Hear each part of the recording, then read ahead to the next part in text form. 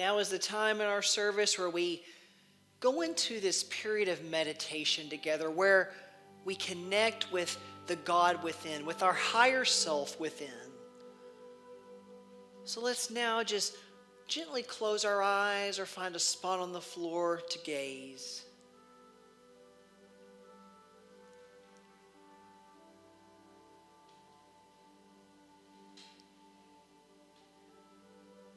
Just allowing your body to relax and just the breath to flow naturally.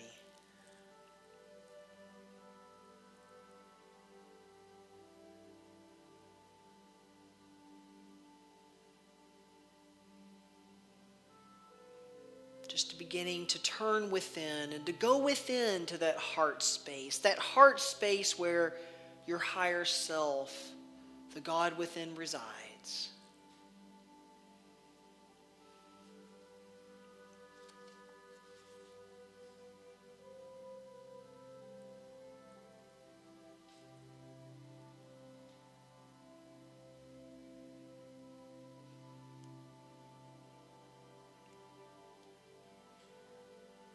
And as I turn within,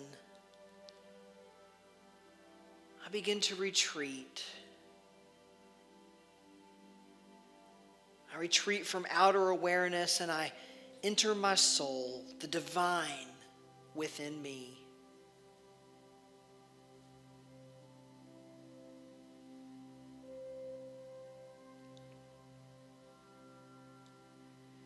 It is here within that I know my connection to Spirit.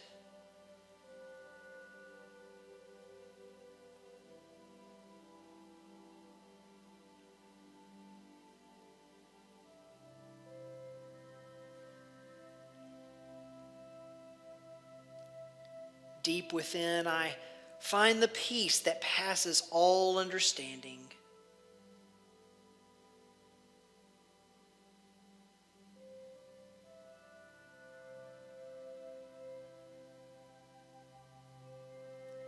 Deep within, I find the knowledge of all things and the awareness of absolute good.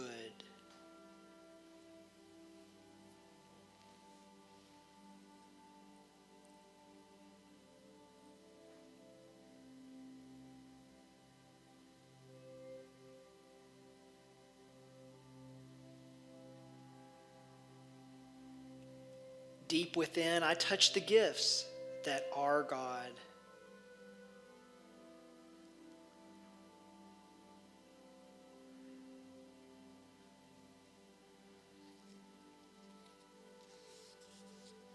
It is here within that I receive my wisdom and guidance, that I know truth and understanding, that I am strengthened and comforted.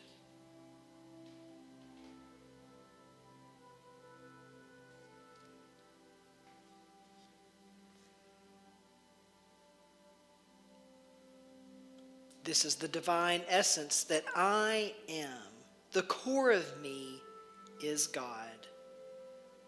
And from the God within me, I can do anything.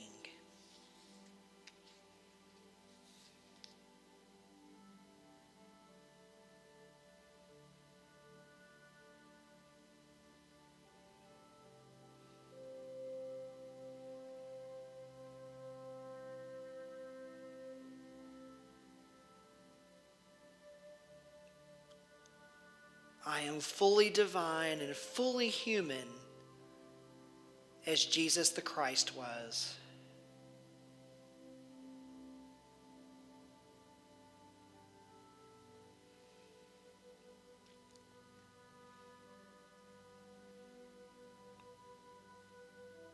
On this earth and in this life, to express God as me, a part of Spirit in its infinite variations.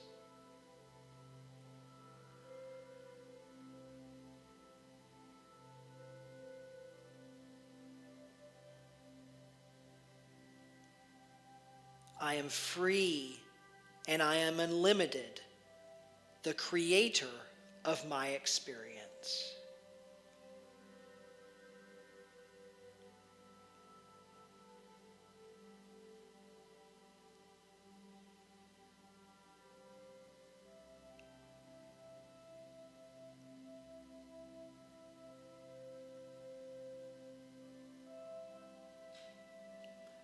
What I believe comes to me. What I want is already mine. What I perceive becomes real.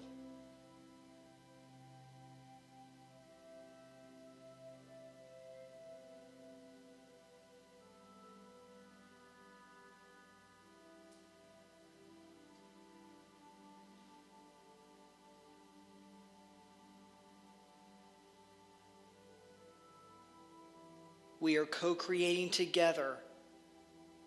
My life, this world, all that is, I play a part.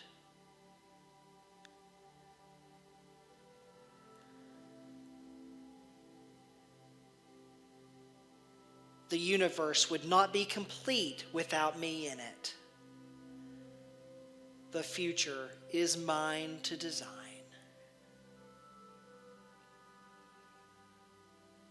And as we prepare to enter into our moment of silence, just allow yourself to just sit in this wonderful awareness, in this wonderful truth, as we enter into our time of silence.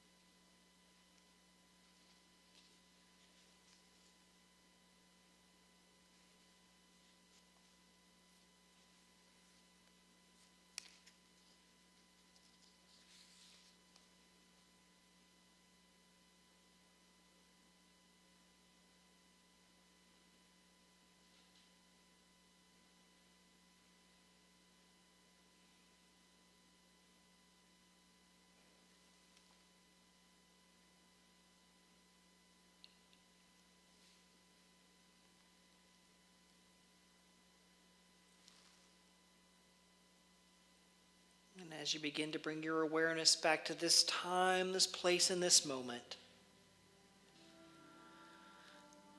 I invite you to know and to silently or loudly proclaim the following affirmations after me. I am divine essence.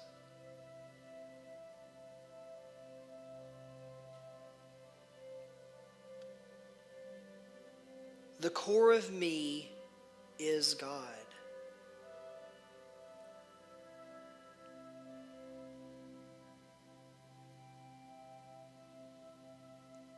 And from the God within me, I can do anything.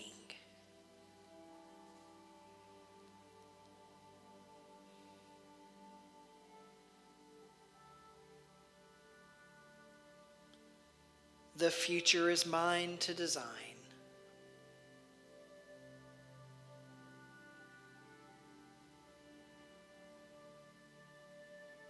I am. I am. I am. Let's just breathe and allow that truth to wash over us and through us.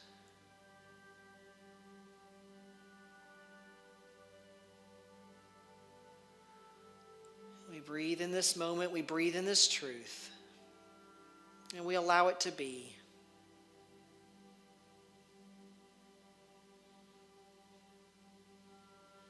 And so it is. Namaste.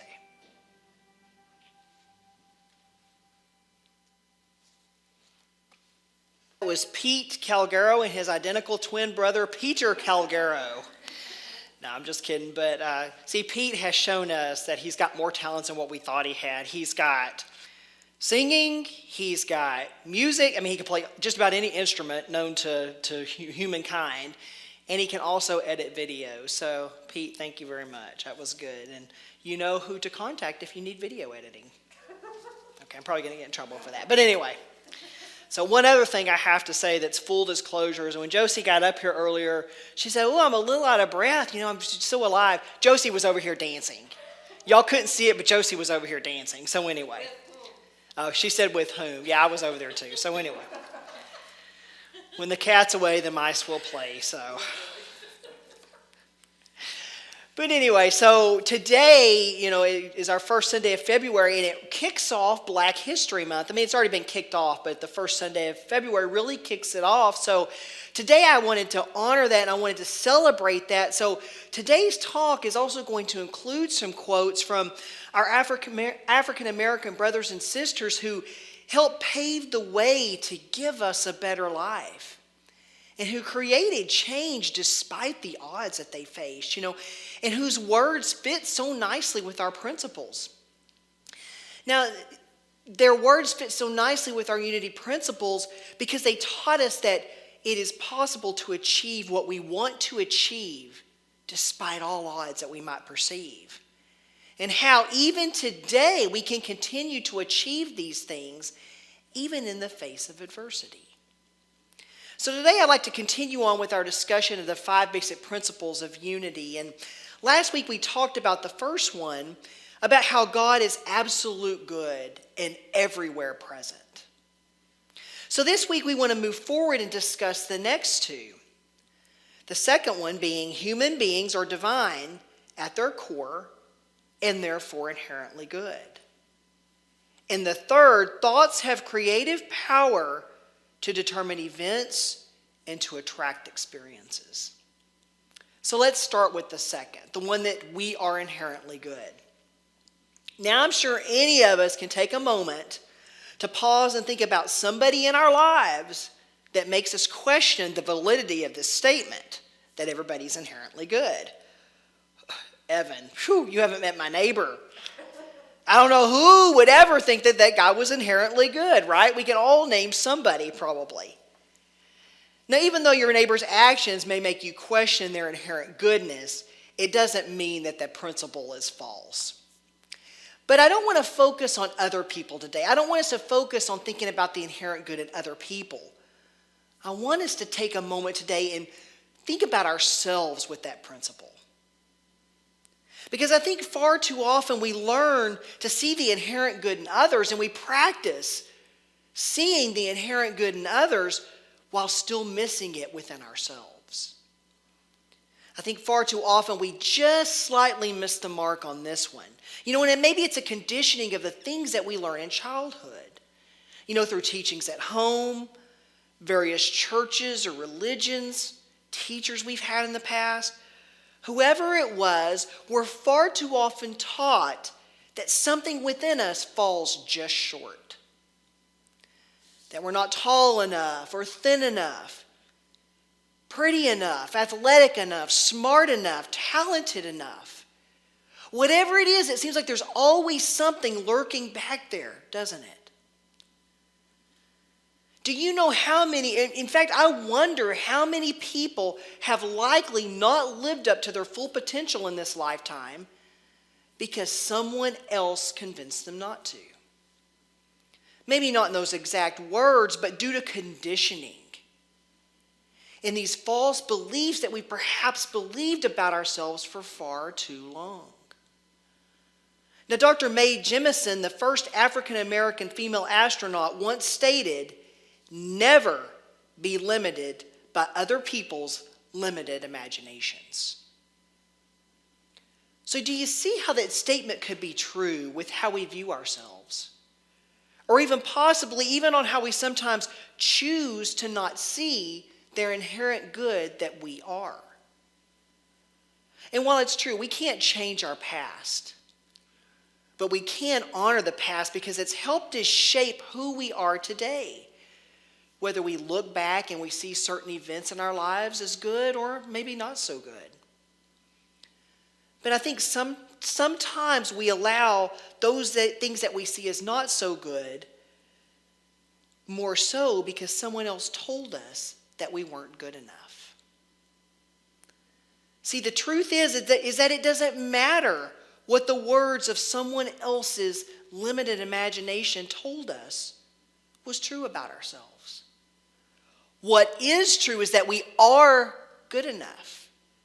You are good enough. We are good enough. You are good. That's the only truth that matters. Carol Moseley Braun, African-American politician and lawyer, once said, "Defining myself as opposed to being defined by others is one of the most difficult challenges I face." So it's a matter of conditioning ourselves to know differently and to see that we are in fact inherently good. Now Jesus really drove this one home for us. And he demonstrated this through his thoughts, his words, and his deeds. And he showed us how to do it. He showed us how it's done. He showed us how he lived as the Christ and showed us how we too can live as the Christ that we are, the inherent good. But first I want to ask a question. I do that a lot, don't I? I always ask questions, especially when there's hardly anybody here to answer them, but you know. Josie said that she will, so that's good. But first I want to ask a question. Many of us are probably here today how many of us are here today tuning into our teachings because of something from our past?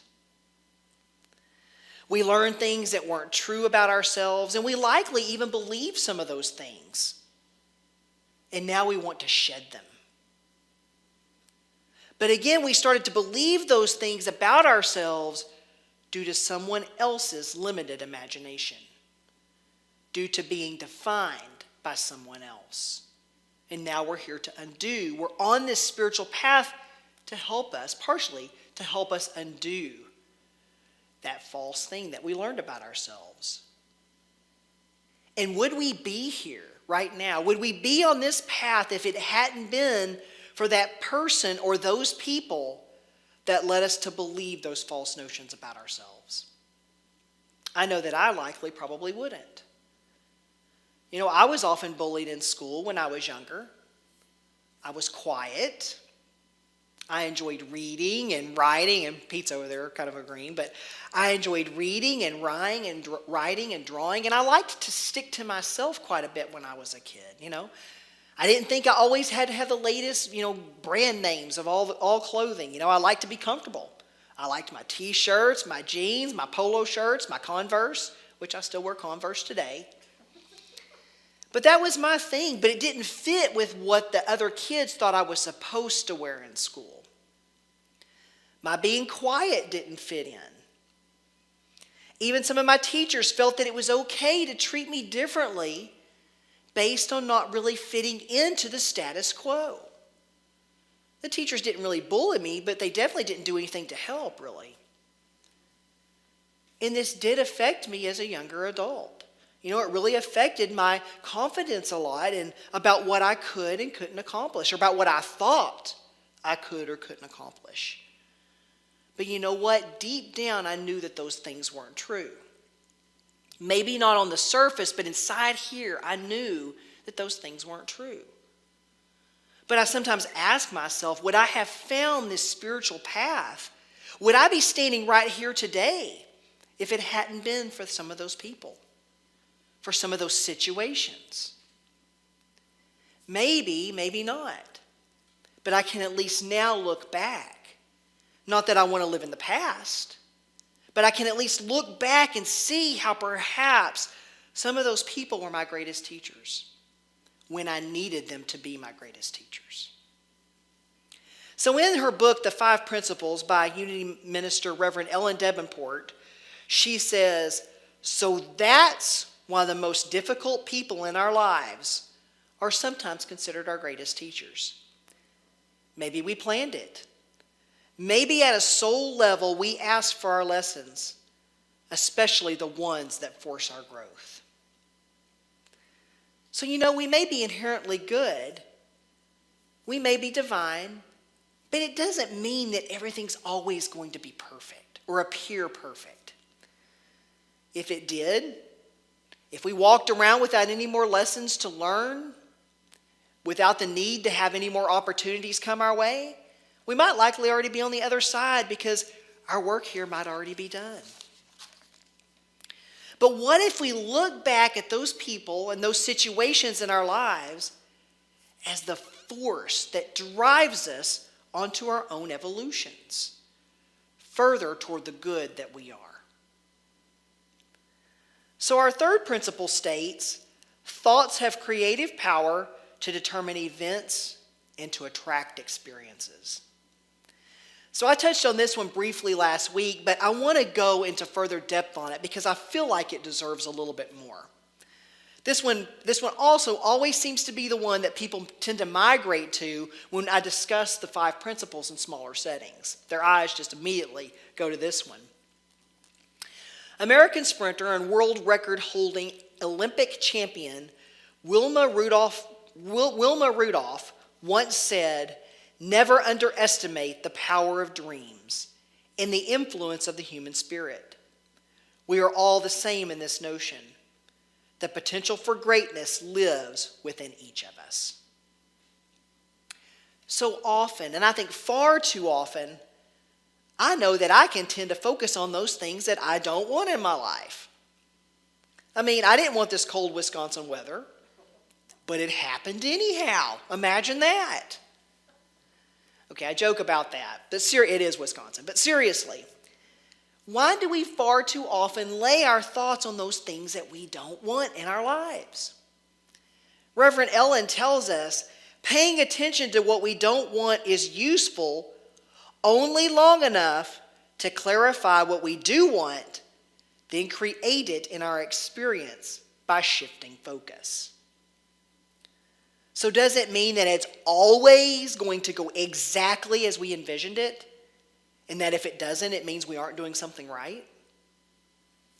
So first I want to clarify something, and this is especially in relation to other people with this principle. I've heard people mention this unity principle in relation to other people, such as, Reverend Evin, I envisioned my mother getting better, but she made her transition anyhow.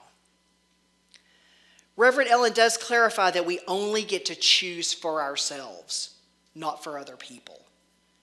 We don't know the soul choice or the soul journey for someone else, only ourselves. So it's important to clarify that, and let's approach it from that standpoint for ourselves.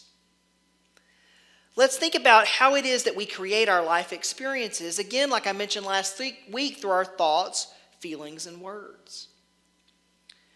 Now, a lot of it is a matter of perception, right? For instance, we wake up the day of the big outdoor event only to find that it's raining. Some of us are going to complain about the rain, and about how it ruined the entire day in the event. Yet others are going to choose to embrace it and are going to dance in the rain. Now, Reverend Ellen has this take. She says, notice your friends who were fired from jobs they hated, or who were dumped in relationships because they weren't going well anyway.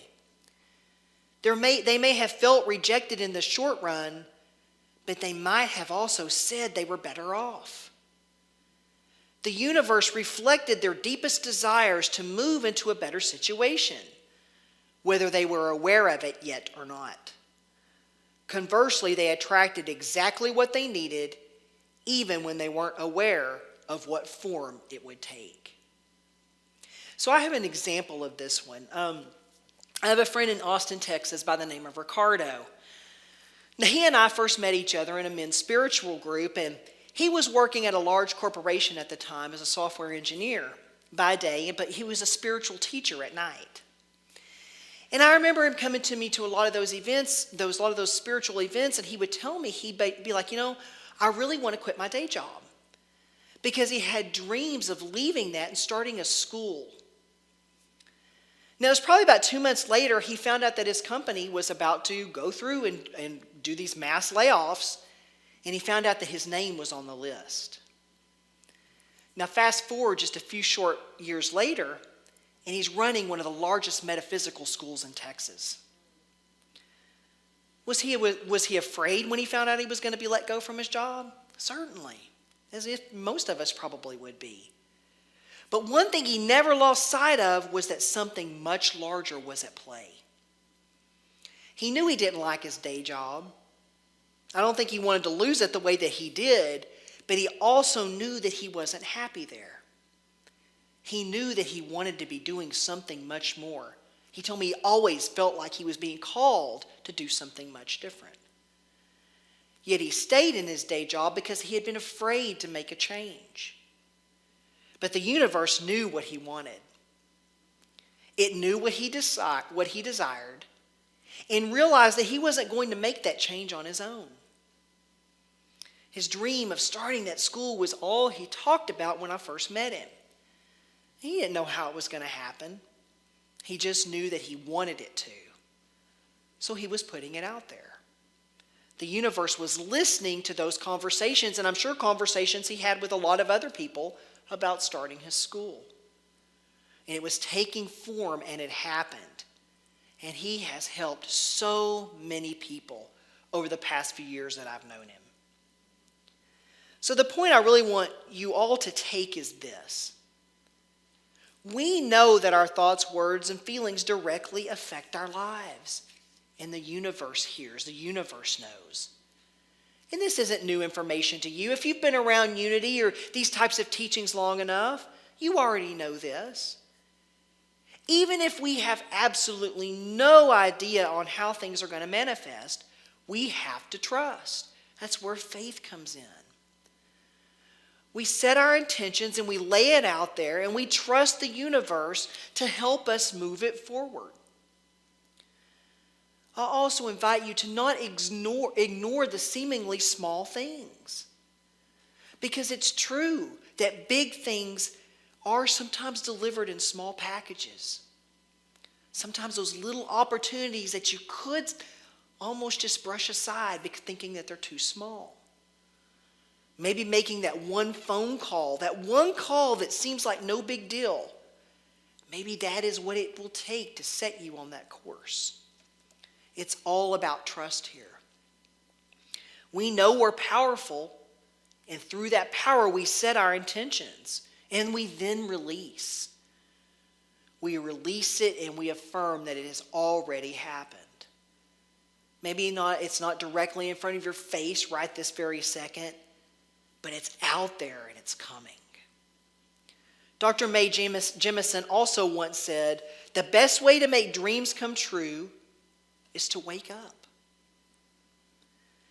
So again, this month is Black History Month.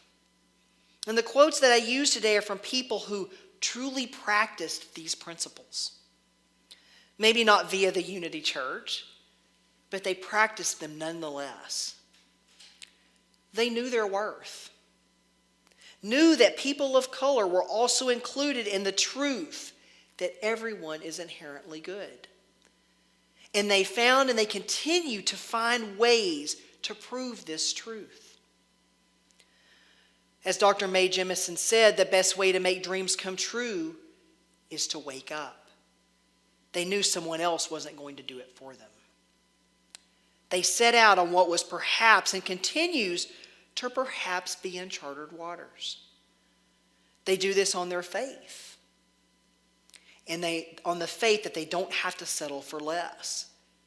Because they know that they are not less than. Imagine what you can do. Namaste.